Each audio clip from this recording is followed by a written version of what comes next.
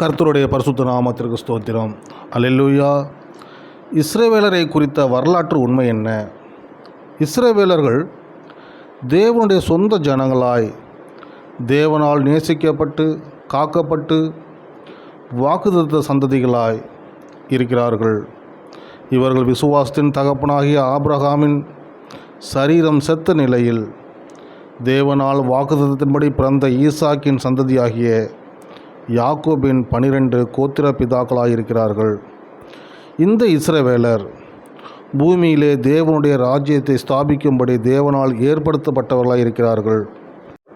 ஆபிரகாமின் காலத்திற்கு பிறகு கிமு 2000 பூமியிலே தேவனுடைய நியாயங்களை அறியாமலும் கீழ்ப்படியாமலும் அக்கிரமமாய் இருந்த எமோரியருடைய அக்கிரமம் நிறைவாகும் வரையிலும் இவர்கள் 430 வருடம் எகிப்திலே தேவனால் காக்கப்பட்டிருந்தார்கள்.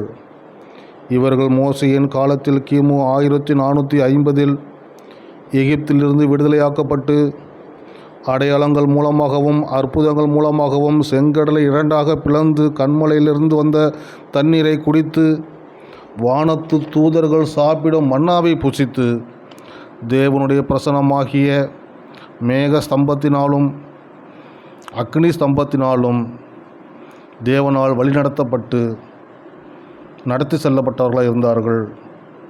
இவர்கள் யோசுவாவின் காலத்தில் உதிக்கின்ற சூரியனை ஒரு பகல் முழுவதும் கிபியோனிலே நிற்கும்படியும் சந்திரனை ஆயோன் பள்ளத்தாக்கிலே தரித்திருக்கும்படியும் செய்து கிபியோனுக்கு விரோதமாய் வந்த எமோரியர்களின் 5 ராஜாக்களையும் முறியடித்தார்கள். அங்கே இஸ்ரவேல் புத்திரருக்கு விரோதமாக ஒருவனும் தன் நாவை அசைக்கவில்லை. இவர்கள் தாவீதின் காலத்தில் கிமு 1000 தங்களை சுற்றி இருந்த சகல தேசத்தையும் வென்று இஸ்ரவேல் தேசத்தை கட்டி எழுப்பினார்கள். சாலமோன் காலத்தில் தேவனுக்கு பிரியமில்லாதிருந்தும் தாவீதின் விருப்பத்தின்படி ஒரு தேவாலயத்தை கட்டி வானத்தையும் பூமியையும் உண்டாக்கிய தேவனை ஆராய்த்து வந்தார்கள். ஆனாலும் இவர்கள் தேவனுடைய நியாய பிரமாணத்துக்கு கீழ்ப்படியாமல் அந்நிய தெய்வங்களான விக்கிரகங்களுக்கு மேடைகளை கட்டி அவைகளுக்கு பலியிட்டு தேவனுக்கு கோபமூட்டினார்கள்.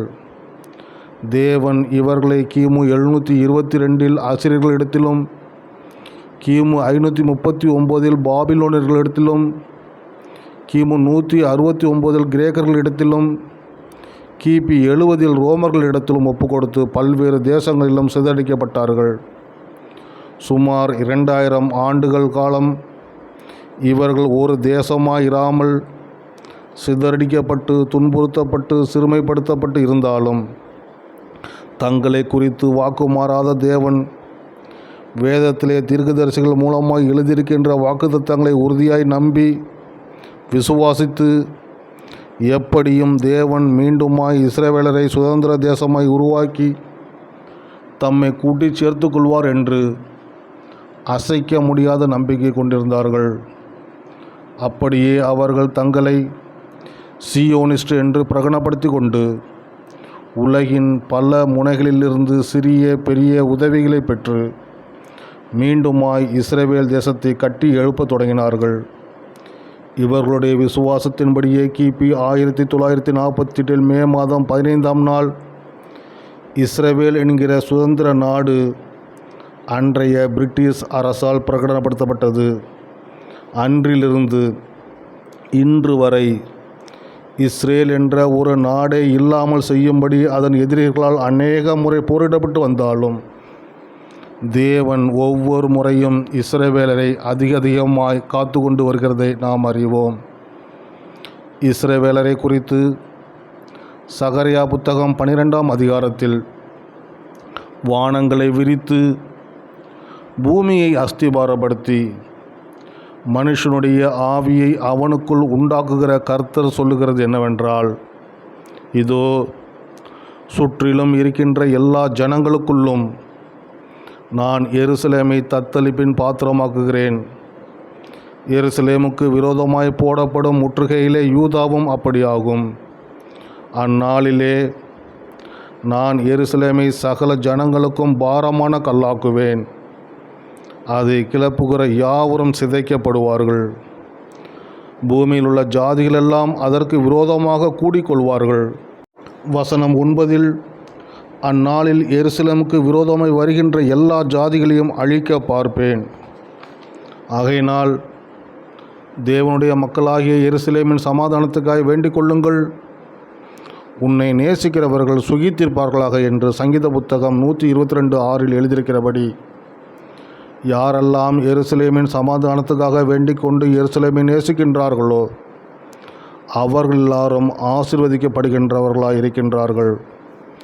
ஆகையினால் பிரியமானவர்களே, கர்த்தராகிய இயேசு கிறிஸ்துவின் இரகசிய வருகையில் எடுத்துக்கொள்ளப்படுகிறதா இருக்கிற நாம் வெளிப்படுத்தின சுவிசேஷம் 17-18 அதிகாரங்களில் எழுதியிருக்கிறபடி உலக சாம்ராஜ்யமாகிய பாபிலோன் அழிக்கப்படும் காலத்திற்கு முன் இரகசிய வருகை இருக்கிறபடியினால் மத்தேயு சுவிசேஷம் 24 எழுதப்பட்டுள்ள அடையாளங்கள் நம்முடைய கண்களுக்கு முன் நடந்தேறுகிறபடியினால் நாம் அதிகமாய் ஊக்கத்தோடு எருசலேமின் சமாதானத்துக்காக வேண்டிக் கொள்வது அவசியமாக இருக்கிறது. அதற்காகவே நாம் தெரிந்து கொள்ளப்பட்டவர்களாயும் இருக்கிறோம். அப்போஸ்தலனாகிய பவுல், இஸ்ரவேலர் ரட்சிக்கப்பட வேண்டும் என்பதே என் இருதயத்தின் விருப்பமும் நான் தேவனை நோக்கி செய்யும் விண்ணப்பமாக இருக்கின்றது. மீட்கிறவர் சீயோனிலிருந்து வந்து அவபக்தியை யாக்கோபிலிருந்து விலக்குவார்.